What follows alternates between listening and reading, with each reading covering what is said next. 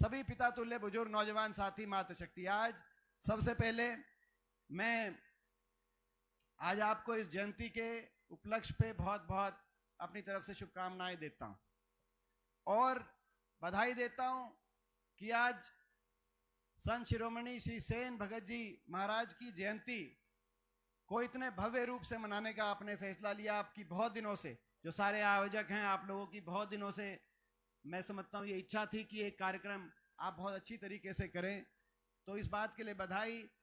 और हजारों की संख्या में जो लोग यहाँ पहुंचे हैं, मैं जब आ रहा था चारों तरफ वो रोड भी जाम थी, खाने पे भी बहुत लोग थे, यहाँ भी था, पूरा आज एक जयंती का एक मेला अपने यहाँ पे, जिसे हर्ष उल्लास से यहाँ मनाकर हजारों की संख्या में लोग यहाँ पहुंचे हैं। मैं सभी का बहुत बहुत आप सबको बधाई देता हूं और शुभकामनाएं देता हूं। आज ऐसे समय पे जयंती का कार्यक्रम हम मना रहे हैं कि जयंती के इस कार्यक्रम में शामिल होने के साथ साथ राजनीति की भी दो बातें करना आवश्यक। मगर सबसे पहले मैं जयंती की बात कहूंगा और आपको मैं बधाई क्यों दे रहा हूं सारे आयोजकों को, इसीलिए मैं बधाई दे रहा हूं कि जो भी समाज अपने आदर्श, संस्कार, संस्कृति को याद करके और अगली पीढ़ी को सौंप के जाता है, वही समाज, वही देश आगे जाता है। जिस पेड़ की नींव ज्यादा गहरी होती है वो पेड़ ज्यादा ऊंचाइयों को छूता है।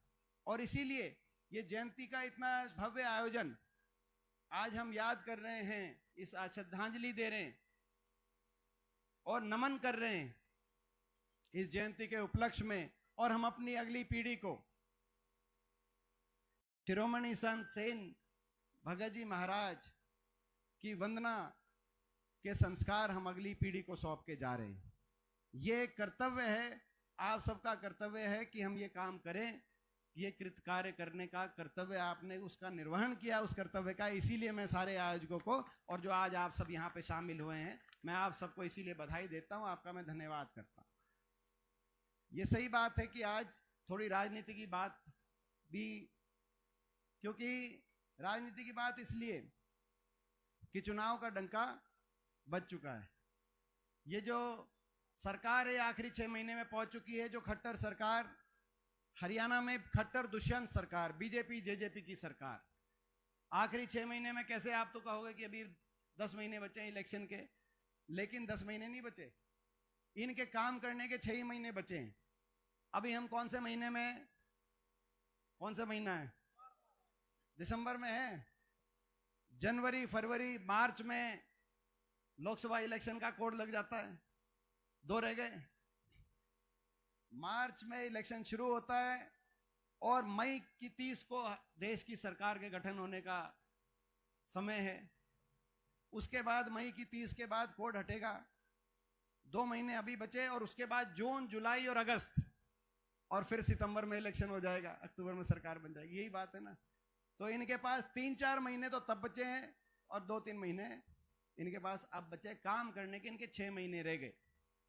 तो इस सरकार ने जो काम करना था, हरियाणा का कितना विकास करना था, हर वर्ग का क्या कल्याण करना था, वो आपके सामने आ चुका है। तो आज आकलन करने का समय है, तराजू पे रख के तोल के फैसला करने का समय है कि हमारा प्रदेश, हमारे प्रदेश में क्या होगा। और पूरे प्रदेश में, हरियाणा के कोने कोने में, जहां भी मैं जा रहा हूं, पूरे हरियाणा के कोने कोने में एक ही बात आ रही है, बोले पिछली बार तो थोड़ी सी 2-4 सीटों की कसर रह गई थी ना, तो बदलाव पिछली बार ही हो गया होता हरियाणा में, बोला इस बार कोई कसर नहीं रहेगी। हर हरियाणा कोने से एक ही बात आ रही है, बीजेपी जेजेपी की खट्टर दुष्यंत सरकार जा रही है और हुड्डा साहब के नेतृत्व में कांग्रेस पार्टी की सरकार आ रही है।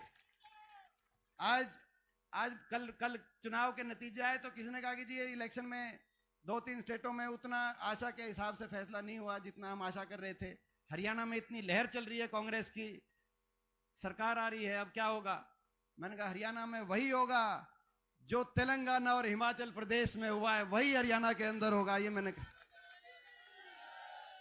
जो तेलंगाना में प्रचंड बहुमत आया, कर्नाटक में प्रचंड बहुमत आया और 2/3 बहुमत से हिमाचल के अंदर जब सरकार बनी, जो वो सब वहां जो नतीजा आया, हरियाणा में भी वही नतीजा है, क्योंकि हरियाणा में हम मेहनत कर रहे हैं दिन रात, लोगों के बीच में लोगों की लड़ाई लड़, क्योंकि हरियाणा के लोगों ने मन बना लिया। यहाँ की सरकार, हर प्रदेश की अलग परिस्थिति होती है, यहाँ की सरकार की परिस्थिति ऐसी है। खट्टर सरकार के 9.5 साल में जो प्रदेश विकास में देश में नंबर 1 पे गिना जाता था, हरियाणा प्रदेश, कांग्रेस की सरकार में 2014 से पहले हुड्डा साहब के नेतृत्व की सरकार में अगर हम याद करें, प्रति व्यक्ति आय में हम नंबर 1 थे, प्रति व्यक्ति निवेश में नंबर 1 थे, खिलाड़ियों के सम्मान में नंबर 1 थे, गरीब के कल्याण में की कल्याणकारी योजनाओं में, चाहे 100 गज के प्लॉट की बात हो, चाहे स्कूल की वजीफे की बात हो, चाहे बुढ़ापा पेंशन हो, देश में हरियाणा नंबर 1 था। 10 साल तक आपस में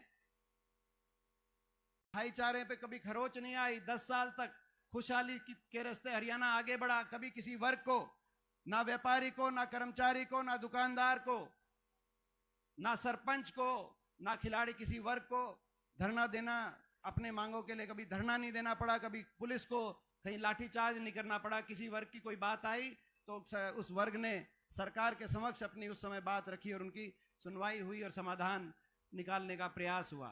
10 साल हरियाणा आगे बढ़ा, मगर अच्छे दिनों का नारा आया कि अच्छे दिन लाएंगे।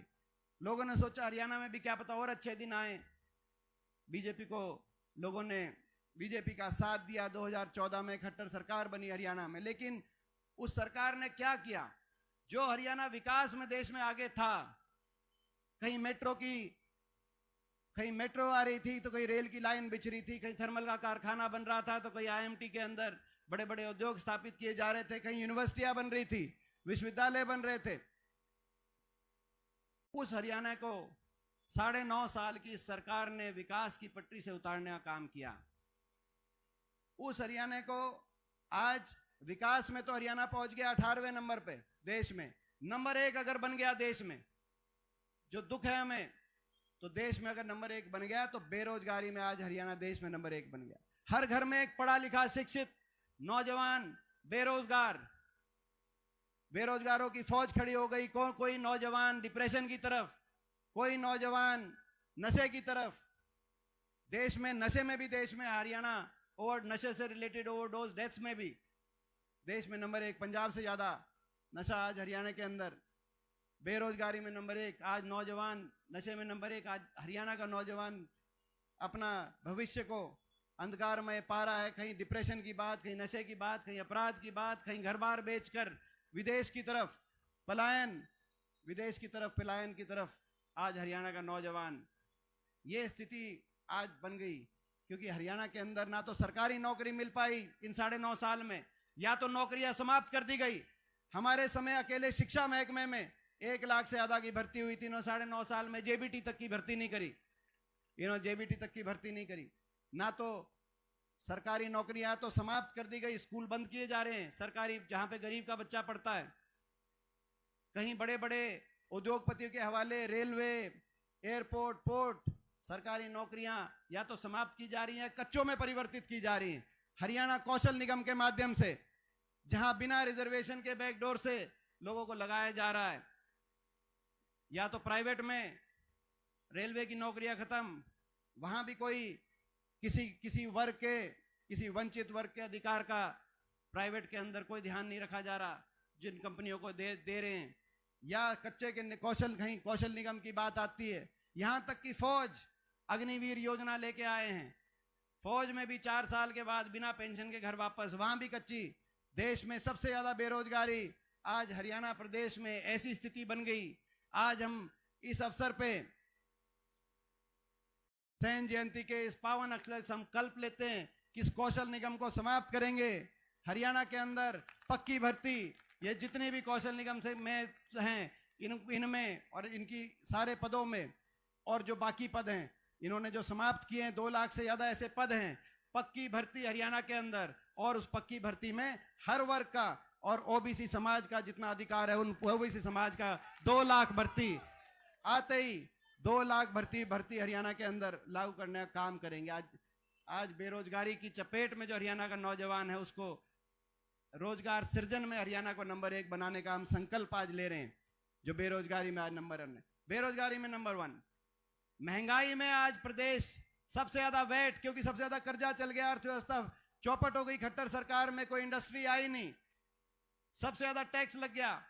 अभी मैं चुनाव में गया राजस्थान में मैं बताना चाहता हूं आपको, राजस्थान में जो हरियाणा के साथ वाले सारे जिले हैं, चुरू, झुंझुनू, सीकर, जयपुर तक 34 सीट हैं, 34 में से 30 सीट कांग्रेस पार्टी जीती, और इसी नारे पे जीती।